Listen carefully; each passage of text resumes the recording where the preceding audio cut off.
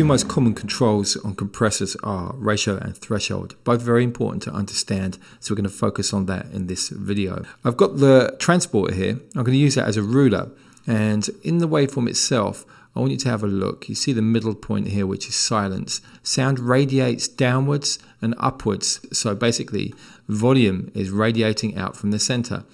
The top and very bottom is our 0 dB point. Okay, so if I do this at the top here, the threshold is a control that is reduced, and we bring it down, and then what happens is, if anything is above that line, it's turned down. Okay, so if I flip this round, this would show you what would be turned down. So the threshold comes down from 0 in minus dB figures, and then once the signal goes above that threshold, it's turned down, and that's what the ratio is. So what we're going to do is we're going to come to the compressor. This is placed as an insert, and I'm going to give you some settings to use to start off with so that you can learn this. Once you've understood this, you might want to make tweaks to these. The ratio we're going to take to 5:1. And also the knee we're going to take to hard knee.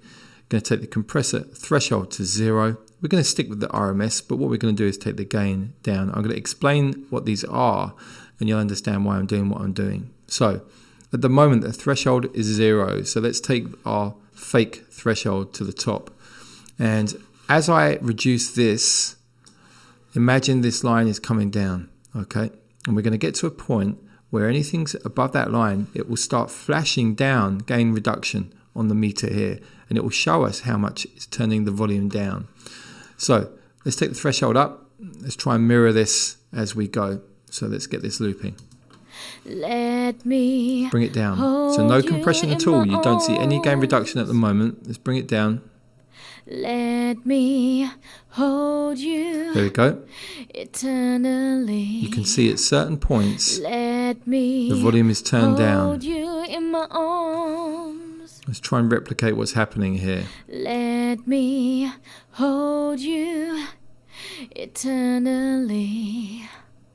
Let me hold you So in my anything above that line arms. is being turned down at a ratio of 5:1. Hold you What we need to do is to make a note of the amount it's being turned down. So if you have a look here, the maximum value so far is about -2. Let me hold you -3, there we go. eternally. So in order to make up for the fact we're turning the signal down, we use the gain here, we add 3 dBs. Let me hold you eternally. Now what's happening now is that the signal is being evened out. I'll bypass it and have a listen. Let me hold you in. Let's come back. Let's put the compression on. Let me hold you in. Did you hear there was more energy on the let of the actual performance? Let's come back again. So bypass. Let me hold you in. And once again with the compression on. Let me hold you in. So we've got more energy in the performance. It's balancing it out, so it means it's easier for it to compete with the actual backing music. So that's the introduction of the threshold and ratio. I would suggest you guys all do that, but I'm going to show you how things could be if it was actually done wrong. All right. So, the kind of arguments about what's right or wrong could probably go on to the end of time, but the aim with the vocal is to try to keep things reasonably natural. Let me show you how things would sound if they were not natural. If we increase the ratio really high, for example, let's take it to about 10:1. Let's bring the threshold down. Have a listen to this. Let me hold What I'll do is I'll you in compensate my for the reduction. arms. So we're going about 15.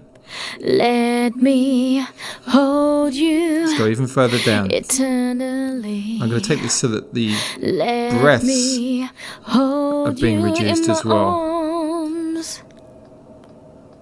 Can you hear how the background noise has really come to the foreground now as well?